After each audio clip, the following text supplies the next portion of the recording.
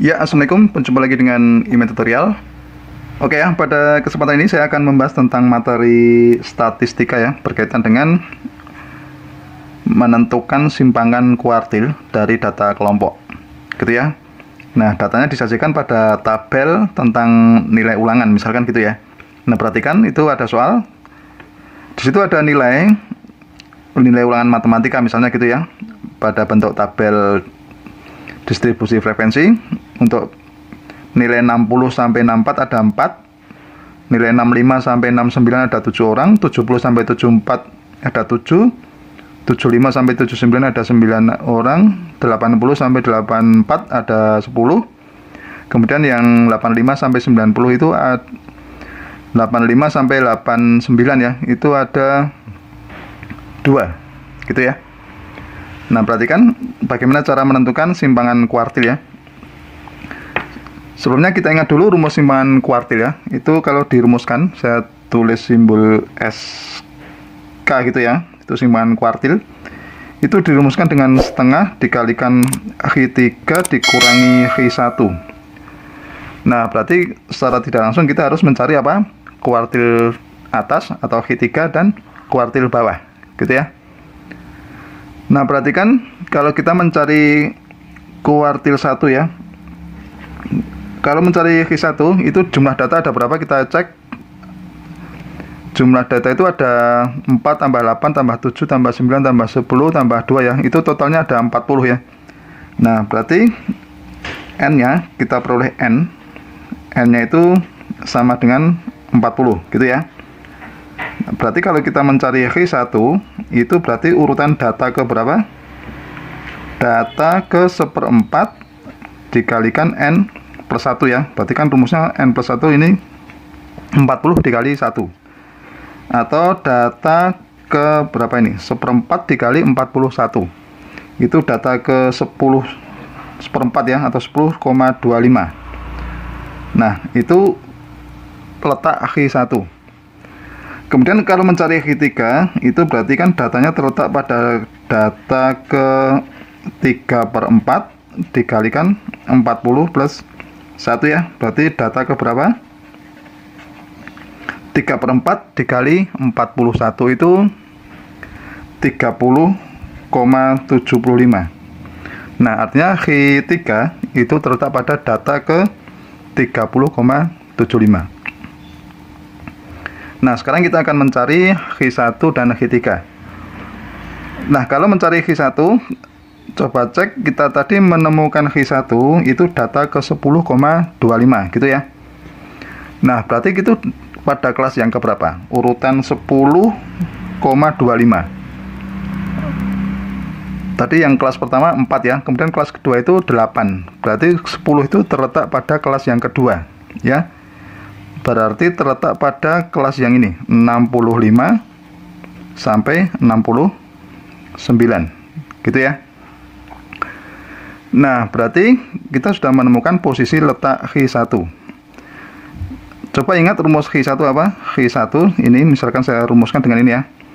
Tepi bawah kelas X1. Ya, ini tepi bawah kelas X1 ditambah 1/4 gini ya. 1/4 N dikurangi jumlah total dari frekuensi sebelum X1 gitu ya. Kemudian dibagi dengan frekuensi ketika X1 dikali dengan C. C itu panjang kelas gitu ya. Oke, perhatikan ini rumus bisa bermacam-macam ya, tergantung, yang penting kita tahu bahwa posisi ini sama. Ini tepi bawah, ini 1/4 N, di sini frekuensi kumulatif sebelum X1, ini frekuensi ketika X1, dan ini adalah panjang kelas interval gitu ya. Nah, sekarang kita cari masing-masing dulu. TBX1 tepi bawah ya. Itu caranya ini 65 dikurangi setengah ya. Berarti batas bawah ini kita kurangi setengah. Berarti menjadi 64,5. Kemudian ini sigma Fx1 itu frekuensi sebelum kelas X1 ya. Berarti 4 ya. 4. Kemudian FQ1 itu sama dengan frekuensi ketika Q1 berada. Berarti pada kelas 65 sampai 69 itu ada 8 orang ya. Berarti FQ1-nya 8. Kemudian C, panjang kelas itu 5 ya.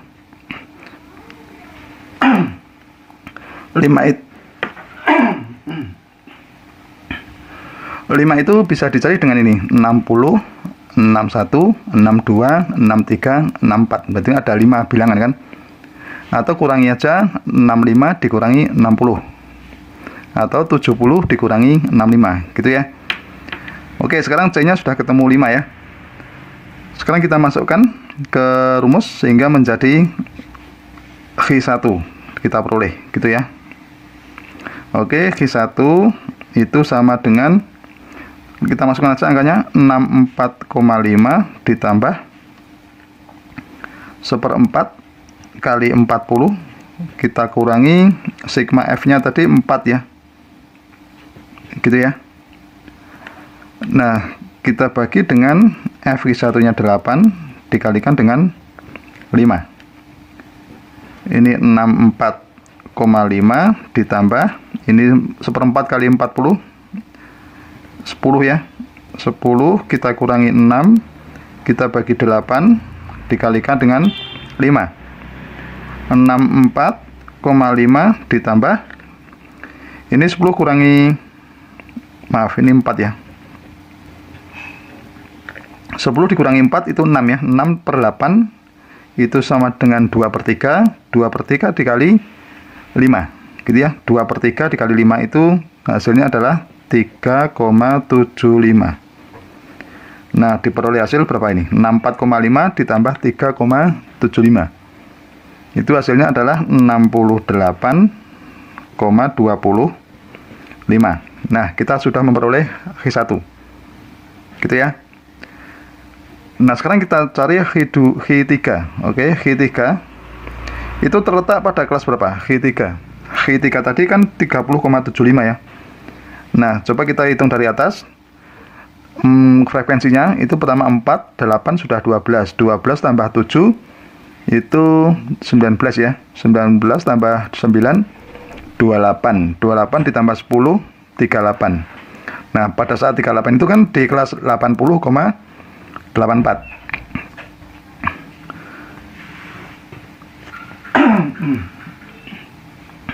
Nah, berarti kan kelasnya itu terletak pada 80 sampai 84. Gitu ya. Oke, sekarang kita rumus Q3.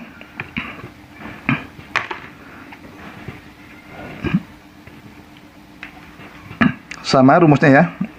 Kalau tadi Q1 1/4, berarti di sini 3/4N kita kurangi dengan sigma FQ3 gitu ya.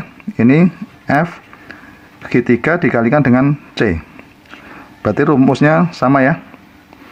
Cuma yang beda ini 3/4N, dan sini tepi batas bawah untuk Q3.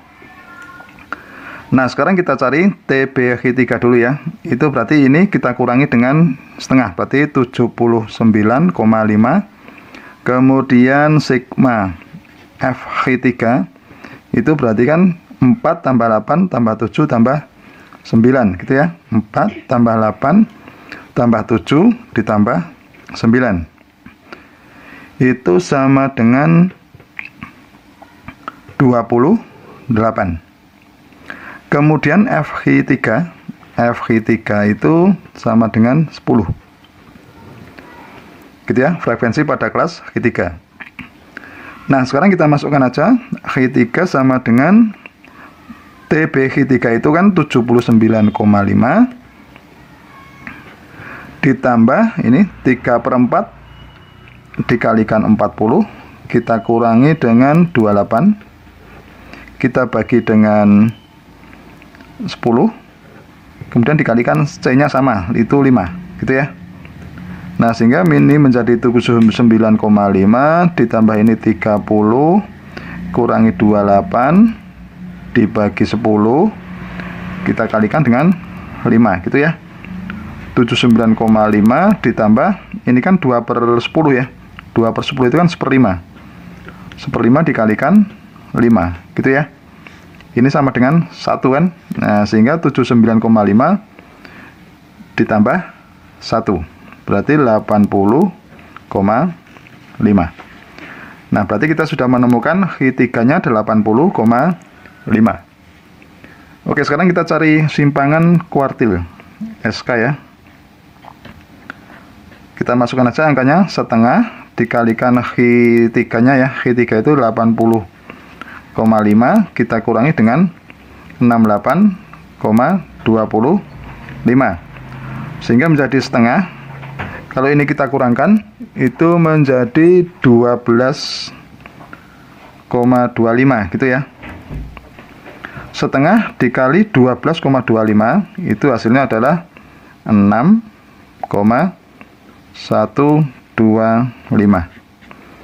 Oke, nah jadi simpangan kuartil untuk data tersebut adalah 6,125. Oke ya, begitu sudah paham? Ya, demikianlah tutorial dari saya. Semoga bermanfaat dan jangan lupa tunggu tutorial berikutnya.